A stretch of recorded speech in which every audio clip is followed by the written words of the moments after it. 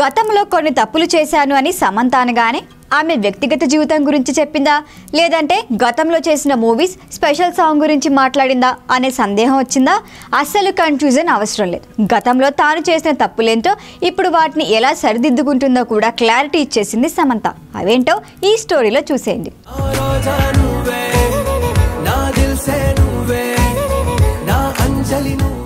అయితే pan India ప్రాజెక్టులు లేదంటే లేడీ ఓరియంటెడ్ మూవీస్ ఇక ఇవే టార్గెట్ అంటోంది సమంత. సౌత్లో స్టార్ హీరోయిన్గా వెలిగిన సమంత ఖుషీ మూవీ తర్వాత బ్రేక్ తీసుకుంది. ఆమె నటించిన సిటాడెల్ వెబ్ సిరీస్ రిలీజ్కి రెడీ అవుతోంది. ది ఫ్యామిలీ మ్యాన్ 2 వెబ్ సిరీస్తో డిజిటల్ ఎంట్రీ ఇచ్చిన సమంత ఇందులో నెగిటివ్ షేడ్స్ ఉన్న క్యారెక్టర్ చేసింది. రాజన్ రెడ్డికే సంయుక్తంగా ది ఫ్యామిలీ మ్యాన్ ఫ్రాంచైజ్లో సిరీస్ 2గా దీనిని చేశారు. ఈ వెబ్ సిరీస్ తర్వాత అదే దర్శకులతో Samantha Citadel Indian version web series చేసింది. సేమ్ 2తో The Family Man franchise next సీజన్లో కూడా భాగం కావాలని ఫిక్స్ అయిందట.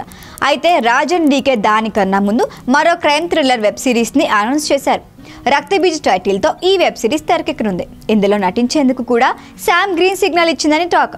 ఇలా వరుస వెబ్ సిరీస్లతో బిజీగా ఉన్న శామ్ ప్రొడక్షన్ హౌస్ ప్రారంభించి బంగారం అనే మూవీని అనౌన్స్ చేసింది. ఇంకా మరికొన్ని ప్రాజెక్టులు డిస్కషన్లో ఉన్నాయి.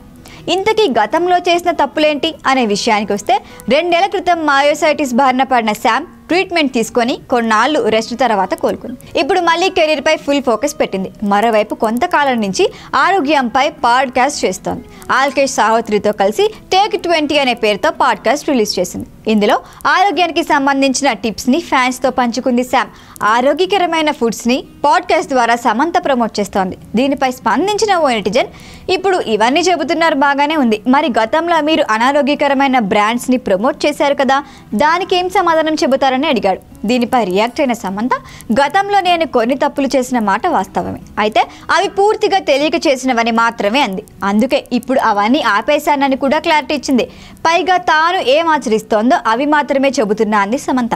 మొత్తానికి సినిమాల్లోనే కాదు ప్రకటనల విషయంలోనూ ఆచితూచి అడిగేస్తోంది సమంత.